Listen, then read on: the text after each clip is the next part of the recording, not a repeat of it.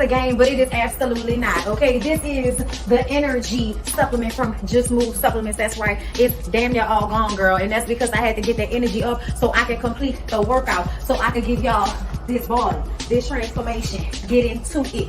Okay, and I'm done working out now, so that's why we're moving on to the protein shake. Oh yes, it's already in there, girl. It's already made right here. This is the mixture of the banana pudding, the chocolate cake, and the buttercream cupcake. And you really want to be fancy, you can go ahead and add that blueberry muffin if that's what you want to do, girl. But for me, it's these three right here. Okay, you put that with some almond milk, you mix it all up in honey. Okay, your muscles have gained life, new energy, agility.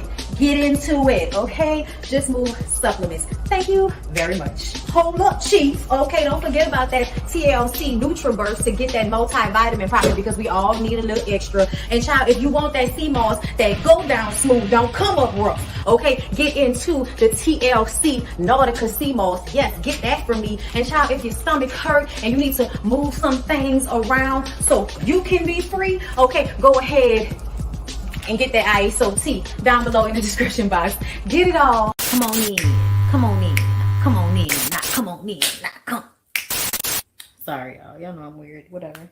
Hey everybody, what's up? It's your girl BondyBlue. So let's go ahead. Let's go ahead. Hey everybody, what's up? It's your girl BondyBlue. Okay, follow me on Instagram and let's get into the video. Right? Hey y'all, I'm back. Okay.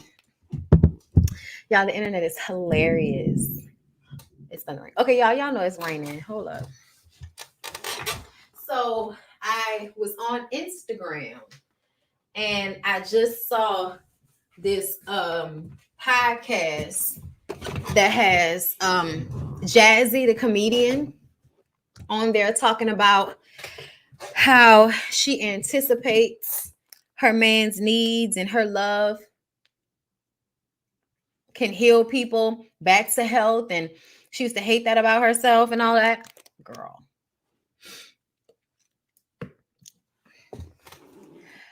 can I tell y'all the truth before we get into Basketball Wives? She is me, I am her. She is me, I am her. Okay.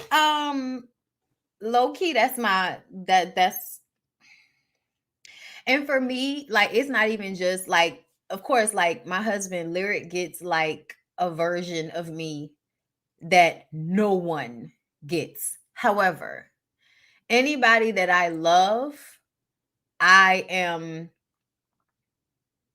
there for you in whatever capacity you need me to be. And a lot of times, even in my friendships, I anticipate needs. I do things before you have to ask me. That has always been me. I was raised to be that way. Essentially, like that was what my childhood really brought me up to be, which is a person that doesn't like to be told. So a person that anticipates needs. Also, I've told y'all before, when you grow up with, having to be hyper vigilant in your household, it makes you glue into people's feelings and emotions. To me, that can be unhealthy. Because you, in essence, will be so glued into another person's feelings and emotions that you will forget about your own. And if they are the type of man that may be a good man, but also has been raised to take advantage of women who are like that, they will take and take and take and take, and you have a really full cup. And you also know how to put a little bit back in your cup. So a lot of times you'll be able to sustain those types of relationships for a minute until you get depleted. And eventually you will get depleted if the person isn't pouring into you in that manner back. So I think that it's cool and all of that. Like, it definitely makes you someone who isn't easily replaceable. Like, it definitely makes you a partner that people cannot easily forget, easily get over. None of that shit, okay? But essentially, you can't be that for everybody. You can't. Because it's not safe for you to constantly siphon your energy towards people if they're not reciprocating it, especially if you are of healing nature, especially if you are the type of person that provides emotional support for people um in any capacity. Like I have friendships with people that I absolutely, perform a area of support for them that you can't get from everybody. So yeah, it's something that that can be a good thing, but as a woman I feel like you have to be very careful when you have that gift, because you can get caught up giving it to people that don't deserve it, and you can get lost in the sauce and forget how you feel, because you are always feeling other people, and specifically your man or your person. You will always be feeling their feelings and not your own. Girl, trust me. I know. You know what I'm saying? So I feel like, yeah, no, that's cute. And these niggas love to hear that. And I can't stand seeing, and that's why I don't feel like women should always talk about how they are when they're in relationships like that. I feel like they should allow for people who are deserving to find out. You shouldn't always be talking about how you are in relationships, because people will then try to use you. And also, people will take advantage of you having that spirit. So I just kind of feel like, if you're gonna do that for people who deserve that, and don't be telling everybody about it, because you just never know who sees you, especially when you're a person that's famous. You never know who's gonna see you. You never know how relationships are gonna play out, and you can't always be a resource to energy vampire. You can't. You'll die. Okay. Thank you, Angela, for the super chat. That's me too, girl. It's exhausting, even more so when it's not reciprocated. Even more so when it's not reciprocated. And that's why I feel like when you have those relationships with people, they have to have their limit if they are not someone that gives back. You know what I'm saying? In that way. They have their limit on how much you can give to them, how much time you can spend with them, because they will suck you. So they only have a limited amount of time before you need to get your ass away from them. Doesn't mean you can't be cool with them. Doesn't mean you can't be with them. It just means you cannot be with them long term, and you cannot be with them all the time, because they will zunk you of your energy. They will suck it. I'm always putting others before me, not just in relationships. And that's not healthy. And I'm not sure if she was saying that she puts that person first, but the way she talked about it reminded me of what happens when I can lose myself. Now, as a wife, I'm always that. Like, I'm going to anticipate your needs. But at the same time, if anticipating your needs means my needs aren't being met, then I'm going to have to stop anticipating yours to make sure mine are met first. And once mine are met, then I can come and give you all of the everything. But if I don't have all of the everything to give, then you can't get it from me, baby. You know what I'm saying? That's why, like, you can have friends and associates and all of that you are a resource to. The person you live in a fucking house with every day cannot be an energy vampire. They can't. They have to be somebody that can pour back into you so that you can constantly be able to give out in that way. So that's why it's a discipline when you are that type of person, because you have to have the discipline to turn it off even when you don't want to, but when you recognize someone is using you for it and they're taking advantage of it in a way that is unfair to what you need, that's when you have to be disciplined and turn it off. Okay? But you have to also be mentally able to see when things like that are happening so that you can nip them in the bud, because people will use you. They will use you the fuck up. And then as soon as they can't use you anymore, shit become a motherfucking problem. And if the beat live, Lil Juke made it. Okay? Listen, it was obvious to me this year with friends who showed up for my birthday and how they showed up. Threw them all but two away. Lord, you have spoken a word. I have given years to energy vampires, to both friends and romantic relationships. Learning to say no has been amazing. Or what I found this out yesterday, not just saying no to other people, but saying yes to yourself. Saying yes to what you want. And not just because to me, that what that turned into for me is feeling like basically caging myself is what I ended up doing. So that's why it's so important for you to have a level of discipline about the way you love when you love in that way. Okay. I was married to a slightly nicer version of Martell without the blatant cheating.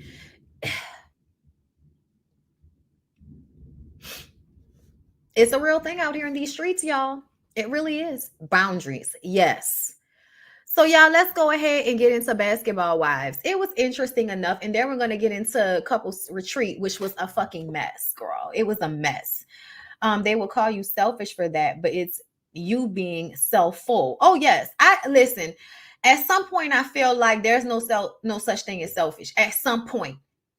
At some point. Okay, because I think there are selfish people out there. There are cheeky people out there, people that expect you to do for them what they won't do for you. You know what I'm saying? A lot of imbalance going on all over the place. But essentially, that is why you have to always put your own safety mask on before you put somebody else's on. That's why your needs and what you need has to come before everybody. Okay, your direct needs need to be met before everybody else. That's just what it is. A lot of women, a lot of people don't like to hear that, but that's what has to happen. Your kids, your man, your woman, whatever, your needs have to be met first. The problem is that men, in no disrespect to the men out there, but y'all as a people, as a society, as a gang, as a corporation, as a business, as a clique, all that shit, y'all take that to a whole nother level where y'all want women to like give up autonomy, give up all of what they want and need so that your needs are met first. That is not what we're talking about. So because I think men take things to such an extreme when it comes to selfishness, that it means women feel like anything that's for them will come off the way men make asking you to put them first in your life looks like it.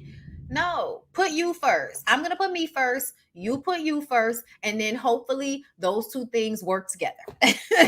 Okay. But no, we're not being like selfless at every turn. No, absolutely not. But like you make sacrifices for the people you love. That's what you're supposed to do. But those sacrifices shouldn't deplete you. I don't know who need to hear it, but this is what's going on. Just because my boundaries upset you doesn't make me selfish. You being upset makes you selfish. Exactly. Yes, Monty. My mom always told me the word no is the most powerful word. Use it more than yes. Okay. We don't be believing in ourselves enough. We really don't. Not nearly as much as we should. Not nearly as much as we should. It's amazing, like how I feel like we're really like not seeking full potential at all in this society right now. Like it's like, why would you ever try to be the best that you can be when you can be down here with everybody else? You know what I'm saying? Like, no, I trying to be the best version of myself at some point. At some point, girl. I ain't perfect or nothing like that, but goddamn, like I want more for myself. So I'm going to like have high self-esteem so that I can get those things. That does not make me selfish. And it doesn't make you selfish to put yourself first and have higher standards for yourself either. I'm talking about this and I don't even know why. I guess because I'm supposed to be saying it to somebody. Somebody's watching that needs to hear it. That's why. Because I was just kind of like, this is coming from nowhere and I want to stop and it keep coming out. So that means that somebody needed to hear it. Okay? Somebody needed to hear it. All right? Stop giving up everything and putting yourself last. This is your life. You only going to get this one life that we know of. Okay? Be a little bit more selfish. Okay? Unless somebody already told you're a shitty person. Several people already told you you're a shitty person. Don't listen to me.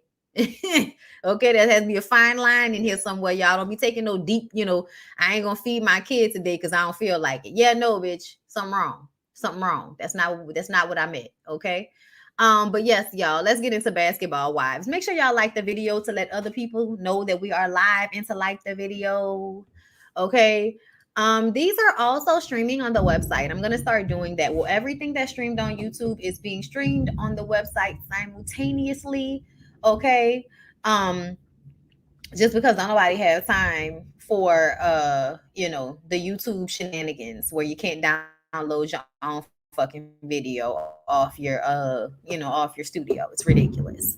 Anyway, y'all, so let's go ahead. Duffy invites the ladies to Vegas for her birthday trip that she's doing. Y'all, Duffy made me want to go get Botox. I don't need it, but she made it look good. Like, I just kind of feel like my mom ain't never needed no Botox, so I'm gonna just kind of, and I look like her, so I'm gonna just stay in that vein. Until I get in my 40s. If I get in my 40s and I feel like I want to get a little boo boo, then I might get a little boo boo. But boo boo wears off. Okay, a little Botox where that wears off eventually. Your face will eventually go back if you don't get it again. Versus go and get cheek implants, Jada. Nobody asked you to do that. Anyway, I'm sorry, y'all, but Duffy is gonna have this huge Vegas weekend. The women are gonna get on a private jet. They're all gonna dress in pink. It's going to be her last time performing a show with French Montana. She's supposed to be retiring from DJing, which nobody thinks is a good idea except for her fiance that has yet to marry her. Like, I don't understand listening to a man that's not your husband about your career in this manner. When I tell y'all, I feel like I didn't really start considering anything Lyric had to say about my career until we were engaged and getting married. That was and we were getting married. Like, we had a wedding date. Not we engaged for the foreseeable future like Duffy and Mine's ass. Like, we got married and then we set a date. And then we went and found the location, and then that date was then paid for. So there's a difference, okay? And what I'm saying is, at that point, I just kind of feel like Duffy looked dumb with this nigga not even marrying her, but making her retire when she doesn't want to. Like, it'd be different if that's what she wanted and that's what they agreed to, then fine. But you obviously don't want to do it. You obviously do not want to retire. So why the fuck are you retiring for a nigga that ain't even married you yet? Why can't she produce for female singers or rappers instead of French Montana, who people don't like? I don't know. I think Duffy's problematic. That's why I don't get too involved with her. She's problematic to me. Now that I've never done unless I asked their opinion. Yeah, opinion. I might have asked his opinion. But that don't mean I'm going to quit a job because he don't want me to work there. That would never happen. I don't even, girl, what? My daddy wouldn't even ask that of nobody. And that nigga was mad controlling, in comparison to Lyric. So I'm just kind of looking at Duffy why are you going along with this? That nigga must really be providing a lifestyle you feel like you can't provide for yourself. For you to sit up here and say, I'm going to quit DJing, which is my thing, my passion, for this nigga who put a ring on my finger but has not married me, and I've already given him a child. Girl, Duffy, do we see how unbalanced that is? Do we see how unbalanced that is for you to make that type of sacrifice for somebody that hasn't even married you yet? Can tell touch briefly on the engagement timeline. Folks be engaged for 10 years. Listen, I would like to know, how long have y'all been engaged exactly? Okay, because when I tell y'all we got engaged at the end of year 6 and was married by year 8. So engaged 2015, married 2017. I don't understand all of this. We about to be engaged forever bullshit that y'all be on. Because to me, that seemed like somebody bought you a ring so that they can manipulate you into staying, even though they really not giving you the fullness of what you're asking for. It seems like a manipulation. Y'all really be out here bucked up about them rings. When to me, it's not about the ring. If you want the commitment in the name, then get the commitment in the name. Don't just take a ring and a baby and then let a nigga tell you to quit what you like doing. That's insane to me. But yeah, Duffy's problematic. So I've already said, like, you want to work with French Montana. Why? Why do you need him to like support you putting out an album? Why can't you just go and do it? I don't understand. Like, is he gonna blackball you or something? Why can't you just hit up, you know what I'm saying, some of the good, artists, female artists, and send them tracks and see if they want to work with you? Like, why aren't you working your connections? It's really upsetting to me with Duffy, because what I'm seeing from Duffy is, oh, I'm a businesswoman and I'm about my shit. But I like spending my man's money and being a kept woman, and I low key want to do this, but I'm doing this. Like, I don't understand, Duffy. Like, pick a side.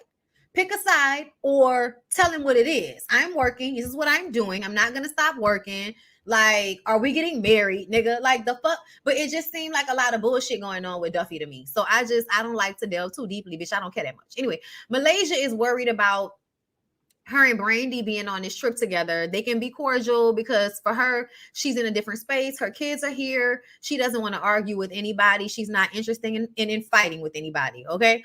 Duffy and Brooke go to the salon, and Brooke talks about doing IVF for the 11 million time. This, she's going to talk about it several times this episode. I wanted to just go ahead and do it and stop telling us about it. But all of her kids are grown in their 20s.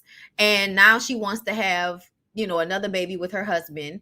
And she's wondering how her older kids are going to feel, because her daughter wasn't really too pleased about it when she did it the first time, because she was hormonal and acting a fool. Brandy is going to the hospital to make sure she doesn't have cancer again, because something was amiss. They didn't say exactly what it was, but when they were talking about possibly having to get a hysterectomy, I understood this. Okay. I am precancerous my damn self. So, like, it hit home for me. I have a doctor's appointment coming up, where it's going to be like, okay, so are we good, or are we going to have to cut things out? Like, what's going on?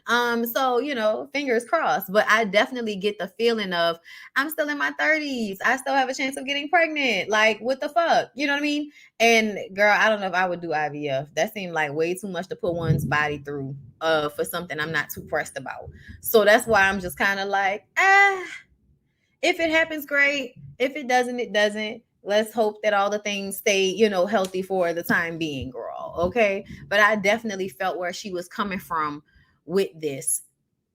But I then was also wondering where her husband was coming from, because he was like, well, should we try for another baby before you have the surgery? And, I just was like, well, can her body like handle that? Like, what's going on? Like, because it feels like her shit down there ain't exactly, you know what I'm saying? Like, like, it's not exactly, working out. So I just kind of was like, would she be putting herself in harm's way if she got pregnant, is what I was asking. So it's just kind of like, I don't know. But y'all know how dudes always want to have more children for them not to really take care of themselves. It's funny. Thank you, Big Ego, for the super chat. Have you seen Angel's Eggs? Less is more. She looks good. I mean, I follow her on Instagram, but I don't know what you mean by have I seen her egg? Like, what's to see about it? What, is she supposed to be more toned down on Instagram? Child, Angel been tacky. It is. She makes great clothes, but she's tacky, and it is what it is. Malaysia and her kids go look at a house together, I think with like a cousin of hers. And they're talking about her possibly putting Gennaro on child support, going to court to fix whatever the issue is between them. And she doesn't want to do that, because the last time she did it, everybody was all in her business and all of this shit.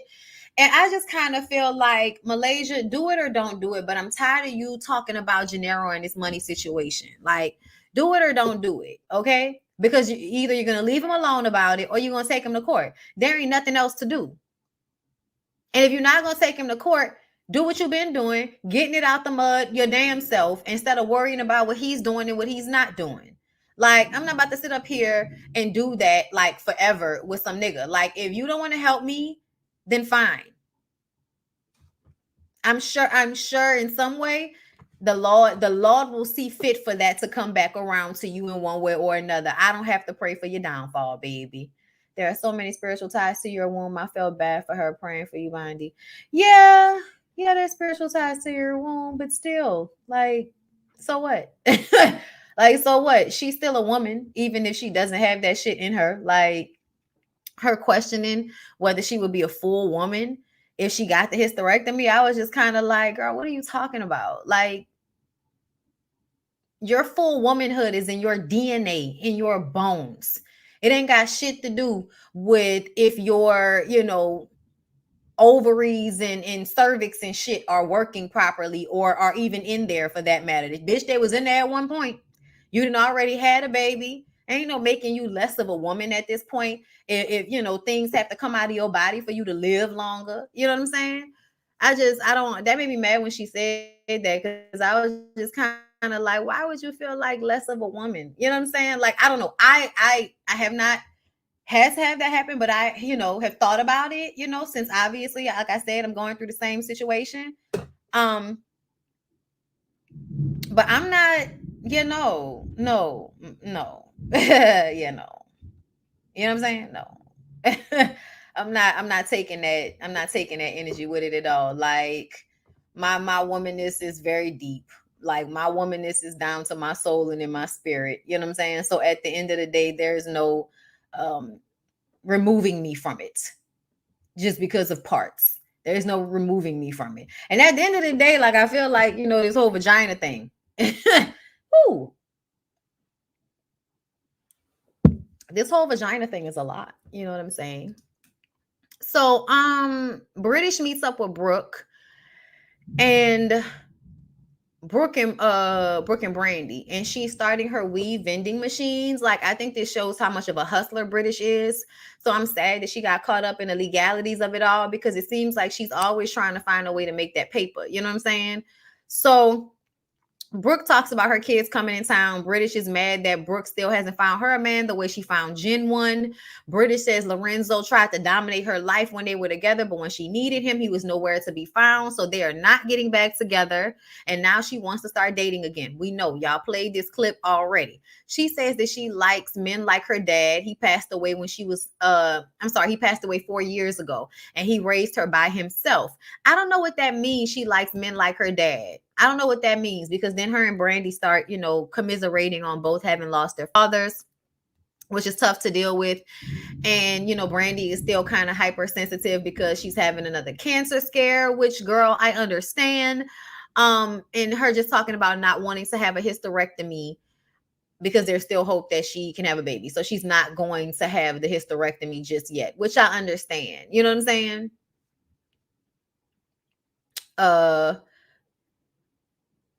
You can't let people convict you with their own truth. This is for Malaysia. What you mean convict her with her own truth? What truth? Because, like, we talking about the money stuff, or what we talking about? Right. That would make you less of a woman. Yeah, nah. Brandy is thinking how men think when it comes to being to getting vasectomies. Didn't her dad raise her? Yeah. So yeah, y'all. Anyway, what else happened? Angel said, okay. So British, Duffy, and Angel go to the doctor so Duffy can get her Botox for her birthday. And like I said, it looked good. Like, it looked good. I'm gonna give it to her. Rock calls, and Angel was like, okay, I'm gonna call you back. And so Duffy was like, speaking of Rock, I heard what he told you and Jackie about how he was gonna make a mind leave me. Like, I'm kind of feeling a way about that. And Angel does the abused woman thing. He felt attacked. When someone comes after me or the baby, he just kind of loses it. And he was just talking. He didn't mean it. You know what I'm saying? But everybody should just kind of mind their business about what's going on with it. Like, don't worry about it, Duffy. Don't worry about it, Duffy. If she over there crying and stressed out with wrinkles under her eyes, let her be stressed out behind that dumbass nigga. Let her. Please don't nobody else on the show say nothing to Angel about Rock. Let her go through it. Let her be in pain. Let her go ahead and suffer in her silence over there. Okay? Let her be stressed out during her pregnancy. Just let her do it. Don't argue with her about it, because she's getting mad at everybody else for noticing and paying attention to the shit that she's telling them. Angel asks if she can go on a trip, and he says, okay, yeah. So Angel talks to Rock, because look, okay, they made up basically. Angel and Duffy feel like this is not a big deal. We have never like really gotten into it, so we're not going to make this a big deal now. We'll just get past it. Duffy felt the way. Angel feels like it was in response to what was being said about her and him when ain't nobody was saying nothing bad about his funky ass. They was just saying you didn't seem to be happy based off what you said, and because you don't want to get in trouble with him, you're gonna make it seem like everybody was talking shit about him and not saying that Angel said she wasn't happy with him. Right, Angel? Okay, so nobody else needs to say anything else to Angel about Rock. Let her go through it. So Angel goes home and talks to Rock about going on this trip with Duffy and the girls. And he was like, first of all, her asking for his permission to go. I was just like, Angel, you're a fucking adult. Why are you asking this man for permission to go on a trip? Talking about you shouldn't be partying 7 months pregnant. And she was like, I mean, I'm not going to be partying, but I just wanted to be there. Girl, if your 7-month pregnant ass want to go to Vegas and sit there and watch your girls have a good time while you sit there and hold your belly and drink your little pina colada with no alcohol, anything, why you can't do that? You grown as fuck with a whole bunch of money, business, and all of that. The fuck you need his permission for? That type of shit, stupid to me. Stupid to me, okay? Then she says she knows Nia's gonna be there, and she don't know if she want to deal with Nia. Nia, says she wanted to apologize, but Angel doesn't want an apology. She wants some damn respect around here. And I'm like, ask your nigga for it. Ask your nigga for the respect, because he the one not giving it to you. Girl, anyway, miss me with the bullshit. Angel must not have watched Love and Hip Hop Hollywood. He been acting that way before Angel. Yes. Not I was once Angel. Child, listen, there are a lot of us who have been Angel, girl. There are a lot of us who have been Angel. There are a lot of us who have been Angel. Niggas abuse. There are a lot of us that have been Angel because a whole bunch of niggas are abusive. Okay? Angel confessional dresses are horrible. I can't believe she is a stylist. She's tacky. I did it last year. Had a blast. What, Vegas? Ooh. Angel was visibly scared of that nincompoop. When she asked his permission, like, oh my God, this is work. Ooh, that bothered me too. Too many times I legit left my then husband at home to travel. I had to learn I could do that too. She has misplaced, and that's why I wouldn't fuck with her, because of the misplaced anger portion of it. Okay. Because I'm gonna be the one to tell you, say, bro, I know you want to be upset with us. Can you be mad at the nigga that you're really upset with because you can't get him to act right and talk to you correctly? Be mad at him. Don't be mad at us because we care about you being hurt. And if that's the case, then I guess we don't need to be friends, because you're going to choose to be in an abusive relationship over having friends eventually, right? Because that's what y'all do. So I would just kind of be like, okay, well, girl, do what you want to do. And then take myself out the equation. Duffy gonna have to back up from being friends with Angel in that capacity. That's basically what she gonna have to do, because your nigga will try to ruin my life because I'm worried about you. I ain't say nothing bad about him. I'm worried about you. But he ready to tell my man to leave me for whatever reason because he's that volatile and he's an agent of chaos. So that means, and that was what he intended to do. He intended to bag Duffy back so Duffy would not be there to help Angel see how he ain't shit. Niggas who ain't shit don't never want they women to have friends that will tell them, hey girl, you know you can do better, right? Hey girl, you know you can find somebody that won't put you through all of this, or that have a man that don't do all of that with them. Iman may have his shit with him, but Iman not treating Duffy the way Rock is treating Angel.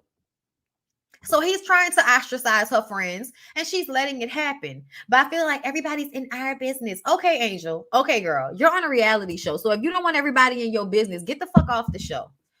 But your baby daddy has always been an asshole. So deal with it, honey. Oh, Lord, I just can't. Brooke finally talks to her kids about doing IVF. And you can tell that they don't think that she should do it, but she feels like, me and your stepfather, we have the three. I have you guys. He has his kids. We want some kids together. And child, the kids don't care. They grown. Okay, so the twins meet up with Malaysia to shop for Duffy's trip. And Nia feels like everyone is tripping about this post that she made, saying that she wanted the out of wedlock baby shower food. But she's happy she's still being invited on Duffy's trip.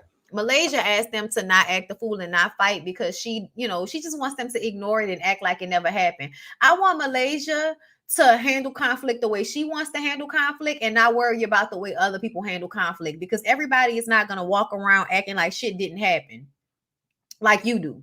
Everybody is not an avoider.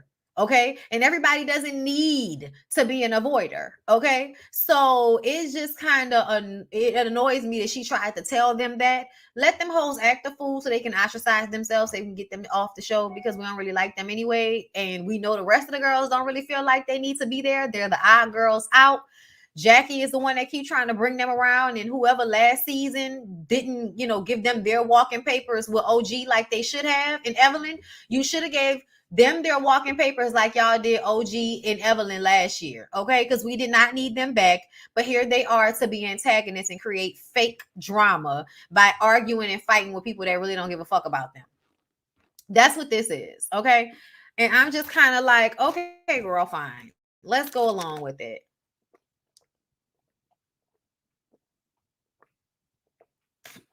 Okay, girl. All right. Okay. So everyone meets up at the hangar to get on the private jet. Duffy jumps out in her little pink, kaleidoscope looking bodysuit, and she got her wig laid and her Botox popping. All the girls are in pink. Everybody's having a, oh my God, girl, how you came. And then we see, that Angel actually was there. So, at some point, Angel must have been like, no, I'm going. It's fine. I'm going. I need to get this check. I'm going. And then he was probably like, all right, well, I'm going to pop up in Vegas. If we see him in Vegas, we'll know that the only reason she went is because he told her she could go because he was going to pop up. But I also feel like Rockstar wants to be seen on the show. Rockstar wants to be a star. So essentially, I think that whatever is required for Angel to be on the show, that is what Rock is going to participate in, which is why he's creating drama and then acting like, I don't have an issue with Duffy now. It's all water under the bridge. Yeah, all right, lame ass nigga. Jesus. Get him together. All right, I can't. Gather him and send him back. I don't know where he came from, but send him back. Okay. Anyway, let's go ahead and move on to VH1 Couples Retreat. But before we do, y'all know what I need y'all to do for me.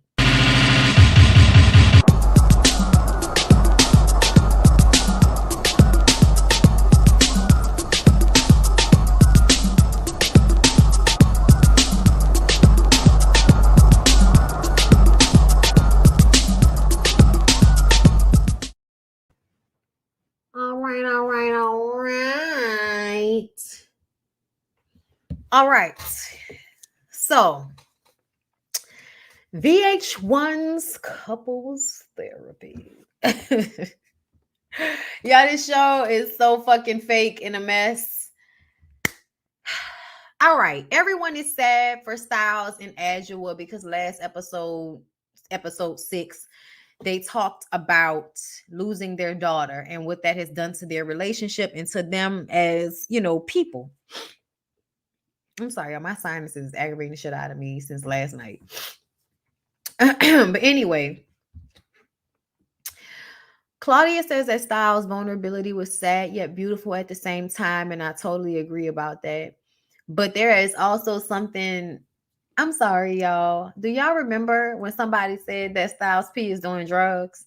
And Adjua actually got annoyed about it, and it made me feel like there was some truth to it. Everybody smokes weed. We're in California, so that's not one of the drugs that we're probably talking about. So that made me wonder what was going on. And then a few times when I look at Styles, I was like, Styles is looking not as healthy as I've seen him before. So I don't know if they're, and then, her saying that he needed this. Something makes me feel like Styles and Adjua came here and glazed over what the real issue is somehow. There is some truth to it. Okay. And see, that's what's been ringing in my head, y'all, with Styles and Adjua, is that I'm a little worried about Styles. I'm a little worried about Styles. And he got a juice bar. I hope he not. I hope he not either. But you know, shit be hard. Hold up, y'all.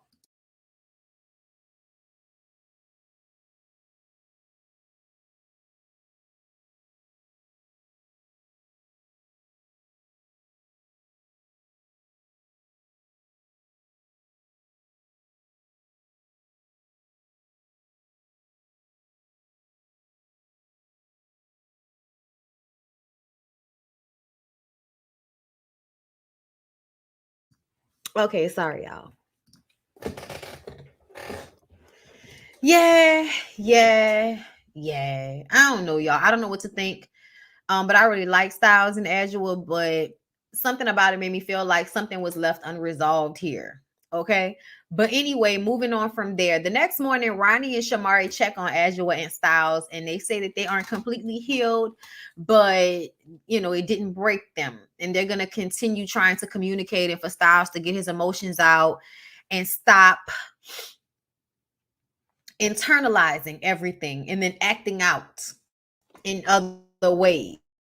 Okay. Yeah, me too. The couples have to make their final contracts, and AJ wants to talk to Daniel about the way he talks to Jess. So they sit down and they get into his lack of emotion and affection. And of course, that leads us back to the childhood. So we get a clear picture of why Daniel is an asshole. So basically, Daniel's mom had HIV and AIDS in the 80s and early 90s when people did not have a lot of information. And he was in the fourth grade and he was told he couldn't touch his mom, he couldn't hug his mom, probably couldn't get kisses from her, couldn't get any affection from her. And the misinformation probably caused some real like traumatic moments in her parenting with her kids because of that. He said she lived with it for 12 years and then she passed away, and he promised on her deathbed that he would take care of his brothers. And he has had to try very hard in his life to not make his son be like him, emotionally detached.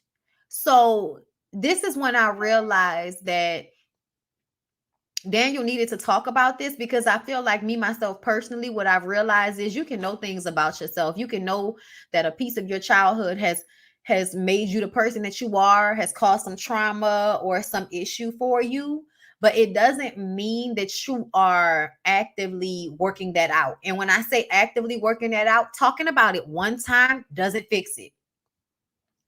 Really unwrapping it, talking about it with a therapist, and understanding how it affects the way you treat the people around you and how you need to start counteracting that, since you know that's a reaction based off of trauma and not a reaction that you should actually be okay with giving another person if you care about their feelings. When you care about them, or you care about yourself, or you want healthy relationships, you should not feel comfortable continuing to act out of trauma once you understand how it's affecting you. Okay. So to me, it seems like Daniel understands why he's in this position, and he still isn't doing anything to really not be that person. He keeps saying, I need time, I need patience. And the truth of the matter is, a lot of people figure out what the trauma is, say they're working on it, but really just use it to manipulate other people into doing what they want them to do. Make the change now, or don't make it at all. Like it, like it feels like he's using it as a reason for people to cut him some slack and give him some grace. But at the same time, he's not doing anything to not be that way when somebody's telling him, well, this is the trauma and this is why you act like this. And he understands that. But he still is going to act out in a way that shows, I don't want to feel played. And when I feel played, or I feel insecure, or I feel like people are looking at me a certain way, I'm going to act out to do something to make me feel better. And I know I shouldn't do it. I know it's fucked up. I know my reasons are fucked up, but I'm going to do it anyway. So see that right there, the moment where you realize what I'm about to do is fucked up and I'm doing it anyway, that's when you're allowing the trauma to affect you. You are knowingly doing it, and now you can no longer use it as a crutch. For me. So I feel like what Daniel learned and what Jess needed to learn from this situation is Daniel knows exactly who he is, and he's still choosing to treat you the way he's choosing to treat you. And I think that's the realization that she came to ultimately. But AJ says that he needs to allow himself to be more emotional. He can't love anyone until he handles his emotions. And that's what it is. Don't make Jess feel like she's undeserving of love because you're not giving it to her. When really, it's not, it has nothing to do with her. You can't give it because you don't feel it. And you don't feel it because you are traumatized from not getting that type of love and affection from your mother growing up and then losing her and not knowing who your father was at all. You have extreme emotional detachment. That type of shit, when people don't have no connection to their real emotions like that and just turn shit off, they're psychos. They're literally going around acting out pain on the people that they say they love, and it's an action of trauma. I'm mad about my mom dying. I'm mad about what happened with my mom. So every woman that I'm in a relationship with, I am going to make her pay in some way for my anger with my mother. That is what most of these niggas are doing a lot of the time. And at some point, it's just tiring. At some point, it's like nobody cares about your mommy issues. You don't have license to treat me like shit because your mom didn't do her job. Like, get over it, go to therapy, deal with it, acknowledge it. Stop using it to harm people and then making them feel bad for you by telling them the story about your mom having HIV and AIDS, or Michael about your mom saying that your dad was an alcoholic and abusive. I didn't like that shit neither. I clocked Michael's ass. It's not just that you have insecurities about how you look. You mad at a woman too. All of y'all niggas are mad at y'all mamas for one reason or another. And instead of dealing with that and letting it go, you decide to get into relationships with women and make them pay for the negative feelings you have towards your mother, which turns out to be negative feelings towards anybody with a vagina. It's basic bitch shit, to say the least. I'm sorry, y'all, but at this point, come on. Like, we know what it is. Deal with it, but stop using it to hurt people. And that's what I feel like Daniel does and Michael does. So Nick and Kiana get back, and now his father is doing better after the stroke. Nick is now feeling like he and Kiana were doing better before they came to the retreat, because now Kiana is acting like somebody that has some sense. She's now not just going along with the bullshit. She's speaking up when something's hurting her or bothering her. And now Nick is feeling like maybe we shouldn't have come here because things are getting more volatile, which means she's not just shutting up and going along the way she was before. Now she wants to argue with me, and I don't like how this feels. Okay? Kiana feels like it was other things besides what AJ told him, and all of that. It's not just the retreat. It's all of the things that have happened in their relationship that has her feeling away. She's just realizing it, right now. This is a tipping point, but this shit has been building ever since you left her for Iggy Azalea and then got engaged to the bitch, but gonna sit up here and tell Kiana that she needs to prove that she's worthy of you marrying her, even though she's done more for you, even by having your children and being there for you during this time where you are transitioning from playing ball and walking around feeling sorry for yourself. Okay, she is being there and doing more for you than Iggy Azalea ever did for you, but you was happy to propose to Iggy Azalea, and you still have not fully proposed to Kiana. To me, if I was Kiana, that alone would have made me want to not work it out with him, because to me, you were willing to do this with her. I have your children. I have been with you since we were in high school, and you feel like I still need to prove something to you after all of the shit you've done to me. I need to prove something to you. When I tell you, me and Nick will have nothing to talk about, but Kiana gonna stay. So nothing in essence will change. AJ talks to the men in the gym. You're working out. And Ronnie is worried about Shamari's drinking because he thinks that if Shamari gets drunk in the right setting, she'll fuck on some girl and then want to leave him for that girl. AJ tells them not talking means you are building on quicksand, meaning that the men think that because they're not dealing with these issues, everything's fine. But no, you're building a foundation on quicksand, which means eventually the shit is going to sink. Whatever you think you're getting away with by not talking about it, you're not getting away with it. You're making the issue worse, basically. Okay.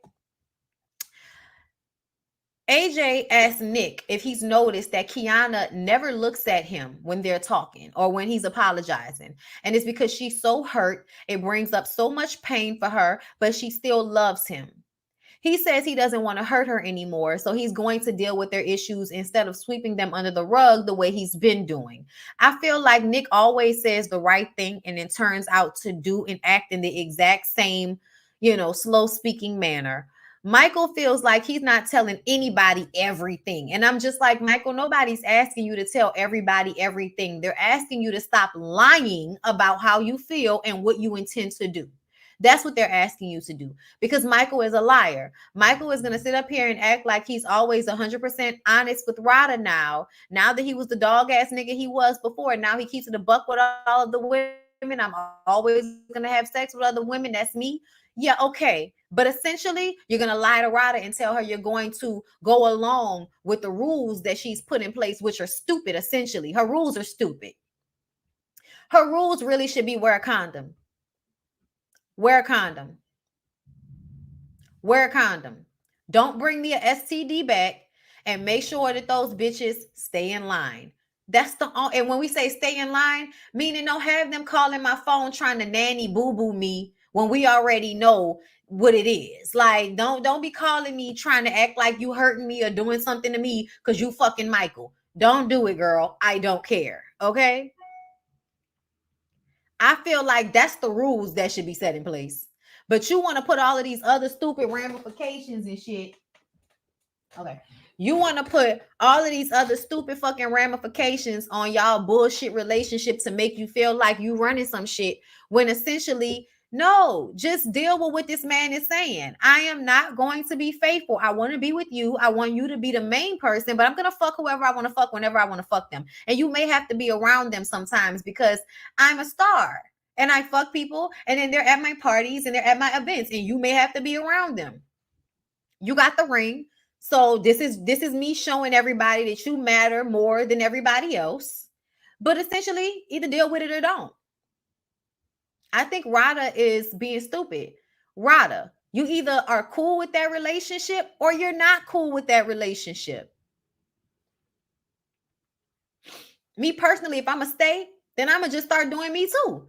To me, the rules will change. We're both in an open relationship. I will be here, when you come home off the road. But then when you're on the road, I get to do whatever the fuck I want to do too. I'm going to do what I want to do. You can do what you want to do. I'll be here when you get back. Very simple. Very simple. Everybody wear protection. Nobody bring back anybody babies or STDs, and we're good. It's very, very simple. I don't understand why Rada has to be adding all these stupid fucking rules. Why Michael is acting like he's going to go along with those stupid rules. He's not. Anyway, it's just stupid. AJ tells Styles that he needs to dive in on what he's scared to say and turn off the work. Okay? Rada was in a 16-year marriage prior to Michael, and that's what she wants again. That she need to go find that with somebody who's willing to give her that instead of fighting with Michael, who's never going to give her that. I don't feel like Michael should be in a relationship with anybody, honestly, because I feel like Michael is abusive. I think Michael is still angry with his mother because she left him in the States, and whatever happened to him when he was in foster care, he's still angry with her about that. And until he deals with that anger and releases it and lets it go, he is going to basically abuse any woman that he's in a relationship with because he can, and he wants to get back at his mom in some type of spiritual, emotional way. It's his way of acting out that anger by making rules with you and then breaking those rules and telling you you could take it or leave it. After promising that he would go along with those rules, after proposing to you to make you feel like he was going to go along with the life you wanted to live, he will go along with it for a second, just so when he disappoints you and does what he wants to do, which is what y'all originally agreed to, it'll still hurt you because you still want him to be only with you. You still want that. And I just wouldn't even be worrying about it if I was going to be with him. If I'm going to be, if I'm going to be with a nigga like that, then I'm not even going to be worrying about all of that. We don't need to be married. I'll be like, one of the main girlfriends, and you can be one of the main boyfriends. But we're not doing, like, y'all got to stop. You, Michael and Rada, y'all got to stop. And what I mean by that is stop coming on reality TV telling us about this shit. Ronnie sits down with AJ and they discuss the trauma from before he and Shamari got in this whole little situation with her getting into it with the woman and everything. And he basically feels like what they understand is that his love is cautious, okay? His love is cautious and he's scared that she gonna leave him for a woman. I just kind of feel like that's your ego. Also, Shamari, it's not just his ego. You are still attracted to women and you act it out when you're drunk because that's when your defenses are down and you're not like strong enough mentally to not show it. You know what I'm saying? Shamari does want to have sex with other women. She may not want to be in relationships with other women, but she does want to go and get her little taste buds quenched by women ever so often. Maybe have threesomes with him. Yeah, I believe she does want to do all of those things still. But Ronnie is scared that he's going to get left for a woman. That's his ego. That's his pride. He should feel that way anyway. And what I mean is, why does it matter? She may leave you for a woman. She may leave you at some point any fucking way. She may leave you at some point because she don't want to be with you no more. She may leave you at some point because she wants to be with another man. She may leave you at some point because she wants to go do something else with her fucking life. It is always a possibility that you can get left. I don't know why people think that marriage means that a person is never going to want to leave you or it's never. No. If you and her have an agreement on how y'all marriage and relationship goes, the only thing y'all can do is try to make each other as happy as possible and communicate on how y'all are feeling and allow each other as much space as possible within respect to each other. Okay? Let each other be who y'all are and love each other in that. That's the best you could do as far as trying to stay together forever. But if you think y'all gonna stay together forever with her pretending that she doesn't really want to be with women anymore and you constantly being scared that she gonna leave you for a woman, that is not going to work. It's just not. But it feels like she's trying to suppress and he's feeling her trying to suppress. I feel like Ronnie still doesn't understand what he did wrong to make her leave the marriage. He's in denial. And that's another thing. And they keep glazing over it. And that's annoying me and my homegirls. They talked about how at one point Ronnie got an ultimatum from her 3 years into the relationship. So it makes me wonder, what were you like in the relationship? Because she says there was no romance, there was no love. So I'm just kind of like, well, what was the fucking relationship like? To me, she said she had no voice. It sounds like Ronnie was doing what he wanted to do and controlling Shamari.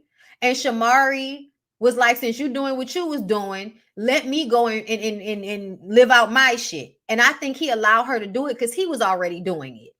And she did it. And because she wasn't happy as a person in their relationship, she decided to go and move in with that girl who was probably giving her what she wanted from Ronnie. Okay? But essentially, she probably still wants to have sex with other women. She still wants to like physically have like those moments with women. She does. It doesn't mean she wants to be in a relationship with them. And I feel like Ronnie is making her pick and he really shouldn't. Honestly, I feel like let her get it. Let her get it when she gets it. You are out of town all the time. You're all the time. Let her do what she want to do as long as she home and that's y'all agreement. What's the problem? The only reason I say this is because I'm watching people be unhappy, but then they staying together and acting like it's all good. But that's not what it is. If she really was over it, then we wouldn't be having this conversation. So yeah, I'm looking at Ronnie and Shamari like I don't know what y'all gonna do. But he seemed like he controlling. You seem like you still like girls, but you don't want to leave because you got 2 kids for this nigga now. But y'all gonna be goofy and pretend that everything is all well and good. Like, I don't want a woman. Okay, Shamari, then why are you smacking ass? That's just fun. No, it's not. Y'all, I'm a whole bisexual, okay? And when I say I'm a whole bisexual, that means everybody know how I get down. Okay, like everybody knows there's no misconceptions. It doesn't go away because I'm married to a man. Like, no. So when I'm telling y'all that this girl is lying to herself, I don't care how many church lady wigs you put on and how much you want to look like some middle-aged, middle-aged nigga's wife. I don't care, Shamari. You're not walking around smacking other women's asses, and that's not something you really, like when I tell y'all, I do not smack my friends' asses like that unless I'm trying to get something out of the situation, usually, or if I'm not open to it. Meaning I wouldn't touch your body in that way if I wasn't open to touching your body in that way. So for Shamari to do that shit is because she's open and attracted to those women in one way or another. She still doesn't have a voice now. Well, it never goes away. That's who you are. Also, the fact that she wants the babies to sleep with them, she doesn't want to be alone with him.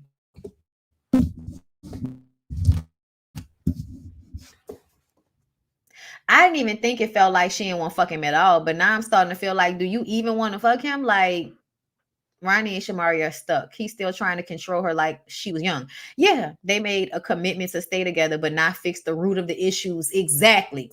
And that's what I don't like. That's what I don't like. Fix the issues. And the issue is she still likes women and you feel the way about it. But anyway, the men and the women talk separately. And Rada says that Michael not wanting to get married was a bombshell and it's messing up the vibe. And, she wants to talk to him, but he's just going to shut down. I'm tired of them. Michael says it's a woman thing to want to get married. And I thought it was funny when he said that because then Styles Styles like, no, Angela was always going to be my wife. I always felt that. Honestly, I feel like when you meant to marry somebody, you really do have that feeling like this person feels like they're about to be that. Like, because I felt like that about Lyric. Like, it was like, no, this feels different. This feels like you're about to be my man. And I don't even say that. You know what I'm saying? Because that don't sound right to me for some reason. But, like, you know what I'm saying? I'll say my dude. You know what I'm saying? But my man, that just don't be sounding right to me the way women be saying that shit. Because it'll come off pick me to me a little bit, like the way I've heard it. But either way, shit, I forgot what I was about to say. Jonah, thank you for the super chat. I know that a lot of people don't like Jess, but Jess with a mess is one of the best things on Instagram. She be saying things we know are politically incorrect, but still say, I love Jess. I'm gonna just go ahead and tell y'all was mad at Jess when she called, old boy something, derogatory, after he called her a man. I said, after you call a woman a man, whatever you get called after that is fair game as far as I'm concerned. That's how I felt. But everybody else is different. But don't play messy mean games if you don't want to have those messy mean words shot right back at your ass. Okay, so she's problematic sometimes. Everybody's problematic sometimes. But I still like Jess, and I still think Jess is hilarious. Okay, pun intended. But either way, Shamari had Ronnie, I told you about the ultimatum. KJ feels like he's being pressured by social media and Claudia's friends to marry her. I thought Claudia and KJ said that they came on this show for some money or something like that. I'm not about to delve that deeply into their situation, but Michael was like, you need a side chick. I want Michael to stop trying to force his fucked up perception of relationships on everybody else. That's what I want him to do. Everybody doesn't want to be in a harem like you. Some people really do like just being with one person. And that's okay. That's okay. You wanting to be with 99 different women comes from your trauma. It's not because you're a man. Like, it comes from your trauma. Pick that up and swallow it, Michael. Because you work on my nerves thinking that you're just thinking differently or something like that. No, nigga. You have a traumatic response from your mama leaving your ass in the States when she came here and going back to Africa without y'all, and you being abused, and then you started hating her. And so now you go around exacting out revenge on women through sex and relationships and dogging them out and shit and using them because you want to get your mom. You want to use them for what you can. And whenever you feel like throwing them away, you want to be able to do that. That's what you're doing. It's not doing anything different. Niggas have done it for millennia. You're not doing anything new. You're not doing anything different. You even being honest about it while still lying to Rada about marrying her and all of that shit. Like, you're still not doing anything different, Michael. Stop thinking you're special with this bullshit. Mary Sparkle's like, well, thank you for the super chat. That feeling can be scary. Like, this finna be my dude. I still got some city girl left in me. Listen. It very much is, especially when he's been your friend for a long time and you're like 21. Okay.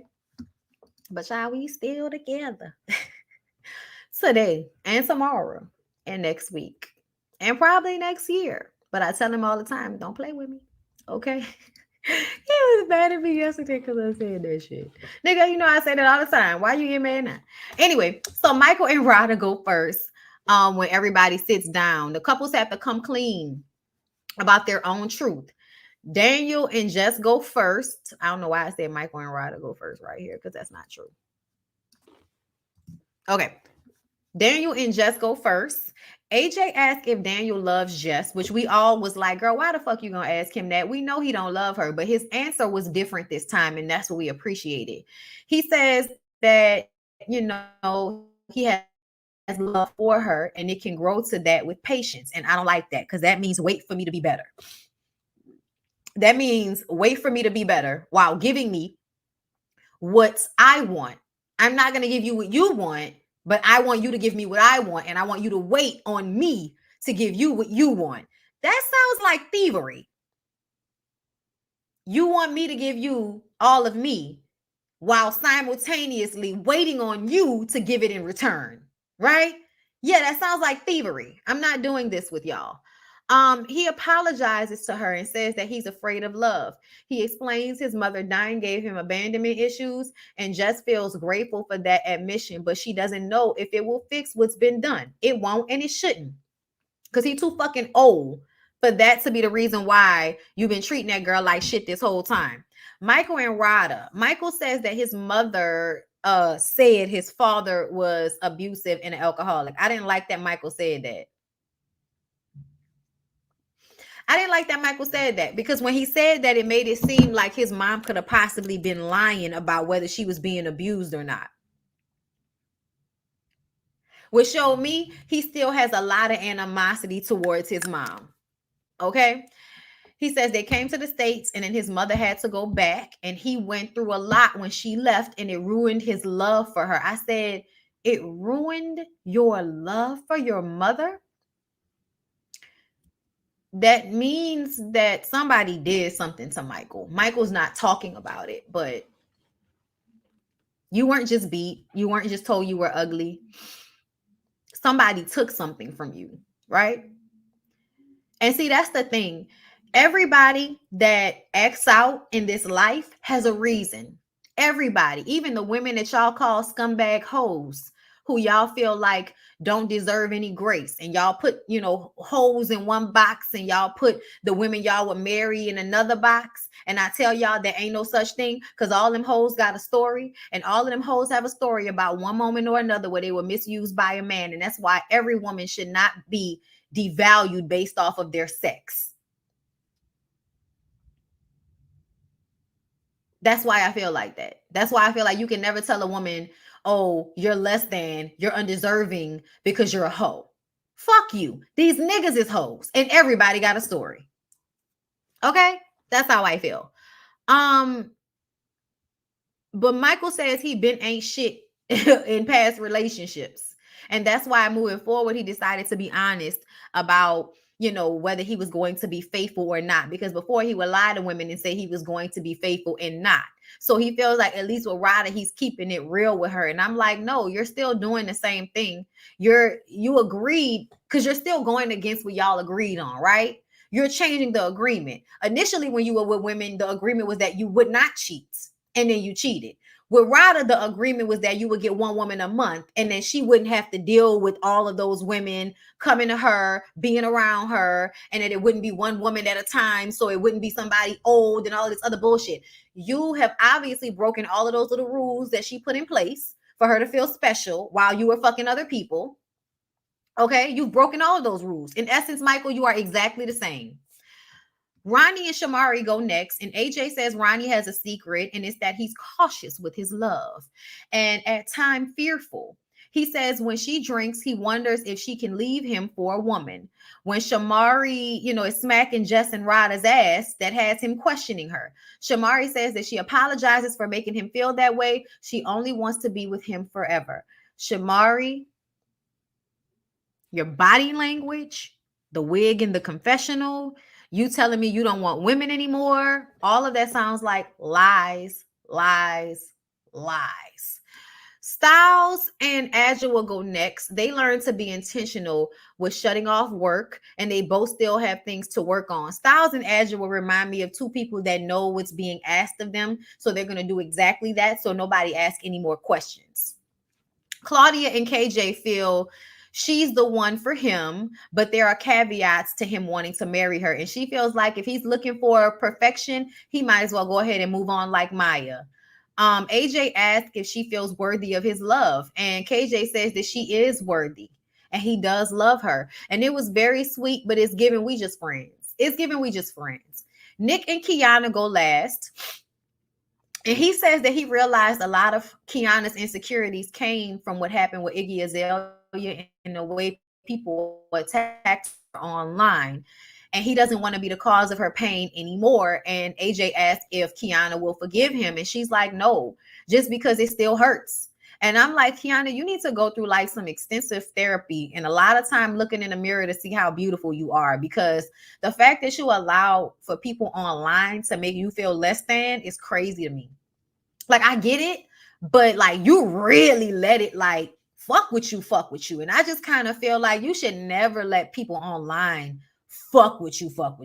Like, they can get you aggravated, they can get you hyped for a moment. You can get online and curse people out, but to internalize and then turn into a shell of yourself because of social media, I don't believe that, Kiana. I think you want to blame social media, but I think that you are already a shell, because I think it's about what Nick has done to you. It's not about social media. It's not about Iggy Azalea. It's about what you have allowed Nick to do to you in y'all's relationship, which is to basically have you hanging. He's used you up. He's made you a workhorse. You will be there for him. You will support him. You will have babies for him. You will take care of his babies. You will acquiesce to all of his bullshit. You will rub his back. You will cry alone. You will stay quiet. You will not do everything you want to do for yourself so he doesn't be upset. Like, you'll do all of that for this man. Girl, the issue ain't social media. The issue is you and the man that will allow you to make all of those personal sacrifices while he sits there and does nothing.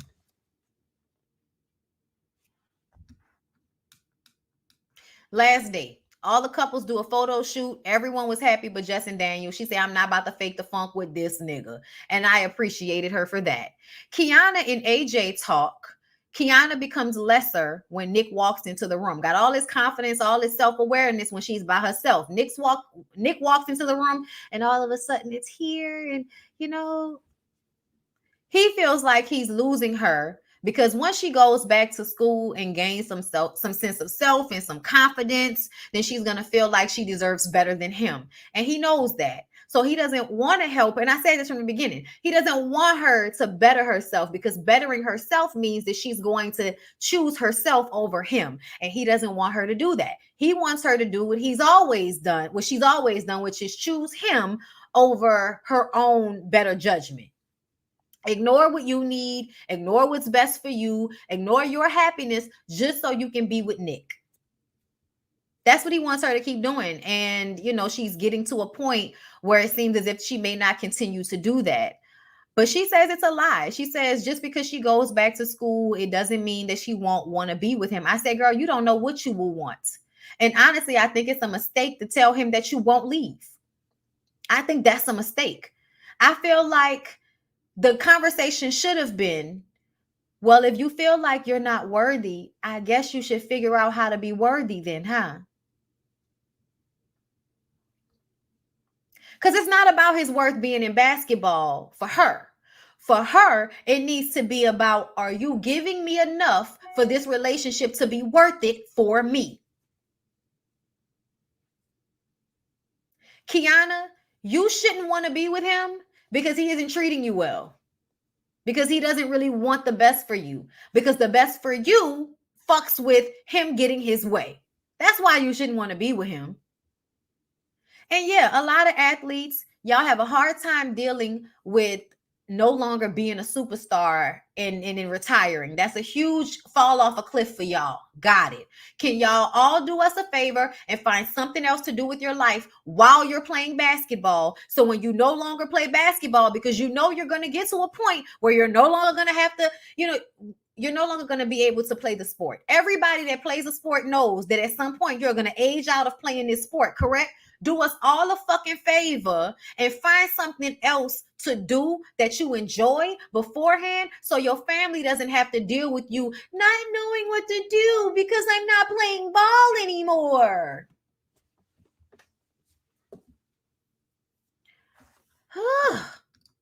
That's abusive. He wants her to stop changing because he won't be able to meet her level, and that keeps her from her fullest potential because he feels inadequate. Yup, exactly that. Okay, the smart ones know how to make themselves busy with that amount of money. You would think. I'm child. You think I would be sick? I would be like, okay, I got this money. What do I really want to do? What do I want to do? Nick could have a fucking TV show trying out different things to see what he wanted to do moving forward. Now that he was done with basketball, like he could have done all kind of shit. The niggas are mean. You know what I'm saying? But essentially, I know he does like a podcast type thing, but I feel like you don't even speak well enough for you to be on a podcast. So that shit is hilarious to me. I'm like, the nigga can barely like articulate. Why would you go into podcast form? That's how you know that that's not something he really wants to do. Okay, find something else. Find it. But stop making your woman and your family responsible for your emotional shortfalls, because you never give your woman any space for that shit. She's always supposed to be head of the team and the coach and all of that and the star player, no matter what.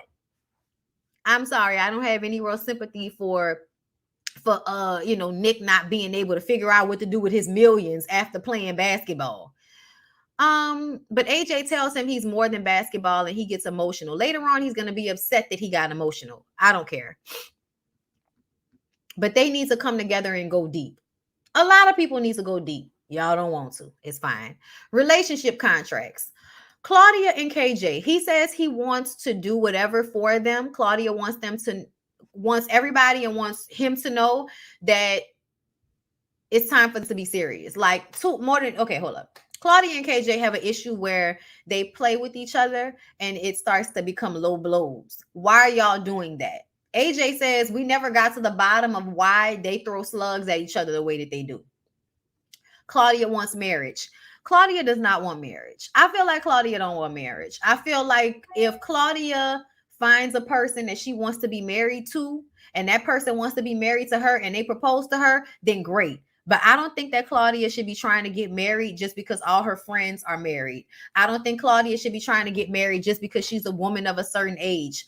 Honestly, I feel like, Claudia needs to live her life and enjoy the company of whoever she's with until somebody sweeps her off her feet. But she don't never needs to be in no long-term relationship with no nigga that want her to be perfect before they get married. That's bullshit. Okay, Michael and Rada, we talking about, and another thing about Claudia. When you are the woman that's going to speak up, when you're the woman that's going to tell the truth that people don't want to hear, when you're the woman that's going to hold people accountable, they make you feel like shit about yourself. They make you feel like you're the scum of the fucking earth because you have the balls to say what everybody's thinking, or because you have the balls to live your life the way you choose to live your life and to speak your truth with all in it, all up and through your chest the way you want to. People get mad at you about that. Trust me, I know. So people make Claudia feel bad about herself.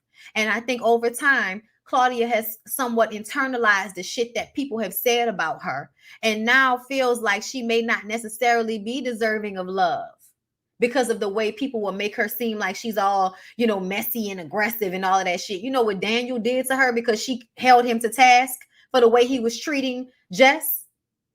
That shit right there, that makes Claudia feel like she's not deserving of somebody to love her for who she is completely. And that makes her want to try to make it work with somebody who she knows loves her as a friend and who she feels safe with, but who doesn't give fire and desire. And that's why I feel like Claudia needs to just be whatever she want to be to whoever she want to be it to. But girl, don't nobody need to be trying to get married just because your friend's getting married. And stop feeling bad or feeling like you aren't deserving of love because you don't shut up like everybody wants you to. Fuck them. Most of the time, it kills me the way people are mad at women that speak their truth or speak up on behalf of other women. Y'all are always mad at those women. You do not have to watch Claudia. You don't have to watch me. And you still show up on posts that you see them, on videos that I do, so you can hate on me, so you can hate on her, or whatever the situation is. You know what I'm saying? So ultimately, I feel like you gotta just ignore. You really have to ignore. You cannot internalize people being mad at you for whatever fucking reason, whether they hating, whether it's because you tell the truth, whether it's because they got issues and they just don't like you for whatever reason because you exemplify something that they wish that they could be but they can't. Yeah, ain't nobody got time to be internalizing other people's projections. And that's what I feel like Claudia has done. And that's probably why Claudia is low-key okay with being treated badly or being, being poked at in the relationships because she feels like on some level she deserves it because of the way people talk about her and the things that they say about her. I wanted to make sure I clocked that because she got real emotional when AJ asked her if she felt like she deserved love. And I know how people perceive Claudia. And I remember when Claudia was on Real Housewives of Atlanta, it was really hard, I feel like, for her, the way people digested her and the way they spoke about her. I feel like it was just hard to me, the way it looked. And I think it did a number on her. There have been so many other times where Claudia has been doing her job or whatever, and people have a strong dislike for her for whatever reason. And I think now she's kind of sort of internalized it. And I hate that for her because I think she is one of those women that speak up and should continue to do so. Don't quiet yourself because they can't take you. Fuck them. Exactly. I don't care for Claudia, so I choose not to watch or follow her. And that's what you should do. Everybody ain't everybody cup of tea. But the way people go at her, the way people like diminish her, degrade her because they don't like what she has to say, whew, it's a lot. Here's that in my life, but fuck them people. Exactly. It takes a strong, confident man that will love a woman who is strong in personality. It does. And people don't recognize that it really does take a man that is strong in mentality, in spirit. It takes a strong man to deal with a strong woman, but a strong man is a strong man. And not no weak nigga that need a woman to be, a shell of herself for him to feel strong. Claudia wants a relationship, not marriage. She's kind of like me. She's a relationship person, but not necessarily want marriage. And that's fine. That's why I feel like it shouldn't be about marriage. That's why she didn't come back to Real Housewives of Atlanta. Yeah. Claudia has parent issues. Yeah, you could tell. To be honest, I did not like her in Real Housewives of Atlanta, but elsewhere, I like her a lot. Shit, I love the way she was eating Nene's ass up. That shit was hilarious to me. Oh, my family makes me feel that way. Speaking the truth is discouraged. Going along to get along is how they function. I love Claudia. Cece, exactly the same, my girl. Exactly the same. Okay, you are me, I am you. So, Michael and Rada talking about these rules. He says if they make an agreement, he will stick to it. He won't. Rada says when someone talks to you, talk back when I'm trying to communicate. Don't just sit there and look at me. Michael says he knows he needs to put his pride to the side, listen and talk to her. He won't do it though. Rada has to wait for, has to wait a little longer for, I'm sorry, what did AJ said? Rada has to wait a little longer for the, I don't know, something about a wait a little longer bitch ring. I don't know. But he got the side bitches, and this is the gotta wait a little longer bitch. So I guess, that was supposed to be a joke to let Rada know this is the position you putting yourself in. So as long as you feel good about it, then fine. But Rada doesn't feel good about it, but she's gonna go along with it. I don't care. Styles and Adjua, they actually came up with a plan to do weekly dinners, more romance, leaving work at the door, all of that shit, so that they don't have to have any more delving into their relationship. Stop coming on these shows, Styles P and Adjua. This is the last one that y'all need to come on. Stop. Because if you come on again and we see these same things happening, we're going to start to think that you're trying to get him help for something that y'all are not really talking to us about. Okay? Ronnie and Shamari thought they had it all figured out. Shamari said she wasn't the only one to blame in her leaving. There was no love and no romance. She felt like she didn't have a voice. Ronnie didn't know how to handle a lot of the things in Shamari's life. What the fuck does that mean? And he may have given her tough love. Why do you think your wife needs your tough love? You know why? Because you viewed her as a subordinate, which means you got in a relationship with her because she was young and you can control her. So when she got older and she was no longer as easy to control, then it became an issue. I really want them to stop bullshitting about their relationship the way they do, because they do a lot of bullshitting and talking around shit and not keeping it a buck about what happened. And that shit is annoying to me. Why did you leave? What happened with the other woman? Why did you come back? Did he cheat on you before? Like, hello? Yo, fucking net. Anyway, hold on. Shamari still doesn't have a voice, meaning she been doing her. Child, y'all think that Shamari been doing her? What y'all think? I don't know. But either way, oh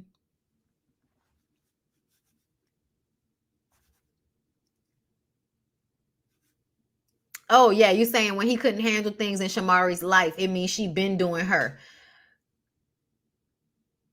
But they said that was the reason why. I don't know. Like, see, that's why it's confusing. I need the story to be told. Okay. What he's given may not have been what she needs. She says she would never hurt him again. They need to get the kids out of the bed so they can get back to intimacy. Yeah, Ronnie can't handle Shamari's bisexuality. Yeah. I don't understand how their relationship can work. Because if he can't accept it, I don't know how y'all are going to be able to continue on. But if Shamari wants to suffer in silence for another 30 years of her life, that's her business. Nick and Kiana, their agreement is that he wants sex every Wednesday so she can have 2 days to focus on school and work. And I feel like, AJ, how about y'all build the relationship back up so she'll want to have sex with you, and you'll give her what she needs as far as help focusing on, her school, because you want to support her in that endeavor. Not, I need you to fuck me every week in order for me to support you and you going back to school. You should want to support her and she should want to fuck you. So the fact that y'all are trying to create an arrangement for that, it means that she doesn't really want to have sex with you because y'all relationship isn't good. You don't really want to support her because y'all relationship isn't good, but you don't want to fix that. Keep glazing over it. Jess and Daniel, she learned things about Daniel that she never would have learned otherwise. And Daniel says that there's a lot of pressure here with everybody having input on what they have going on. And I said, so we're going backwards. You went from recognizing that your own trauma is the reason why you treat just the way you do, which is the problem. But now we're going to circle back around to everybody else having an opinion as the problem. Bullshit.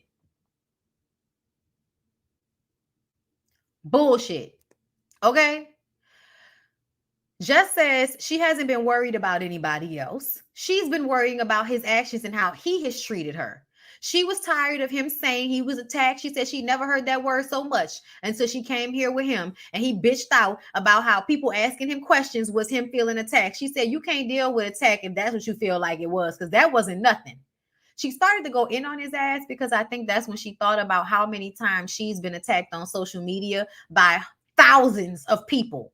So 6 people asking you questions is not being attacked to just hilarious. Honestly, it's not an attack to anybody, really. Any grown-ass man shouldn't feel attacked by people with the kid gloves asking him questions and shit, especially when he's combative with those same people.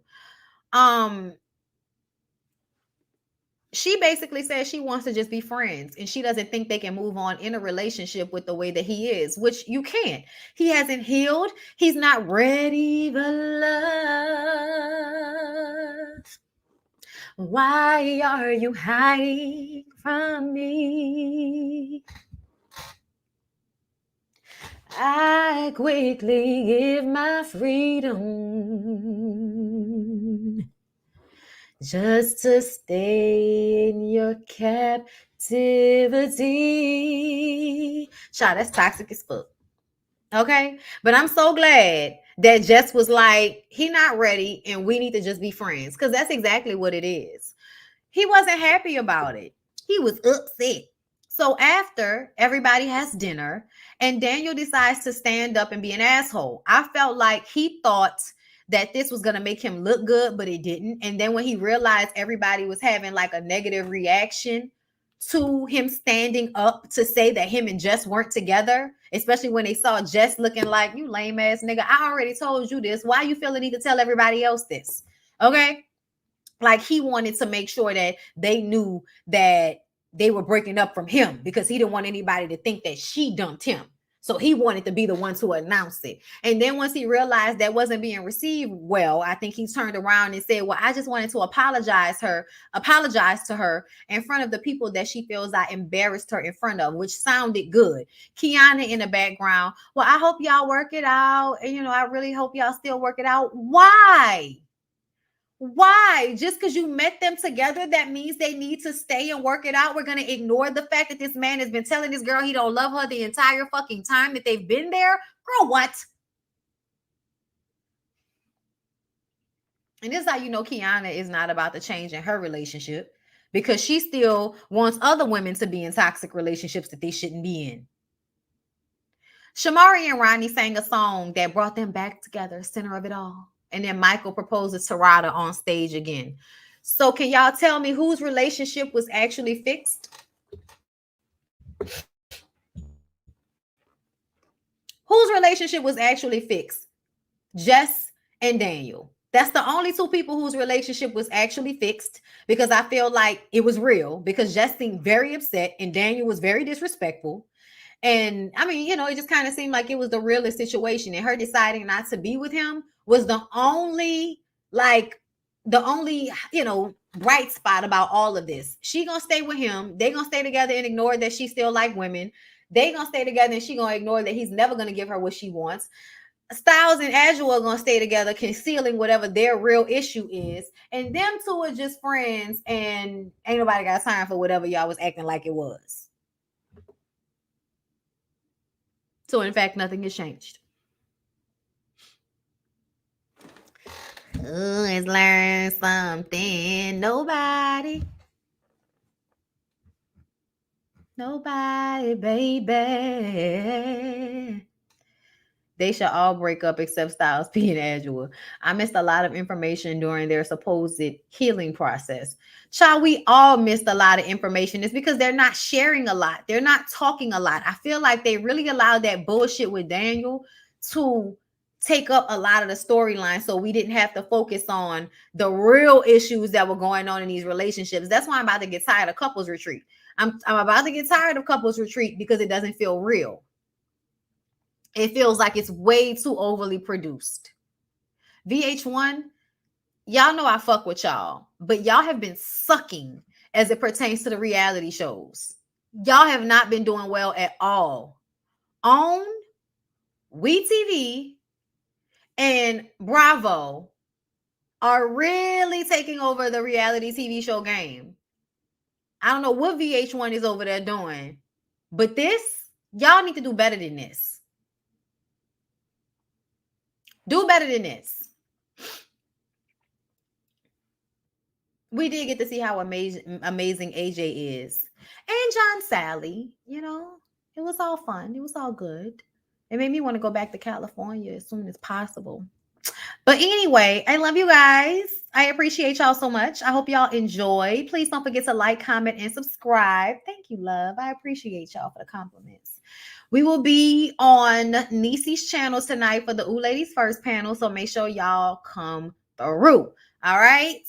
I I love you guys, and I will see y'all in the next one. Peace out.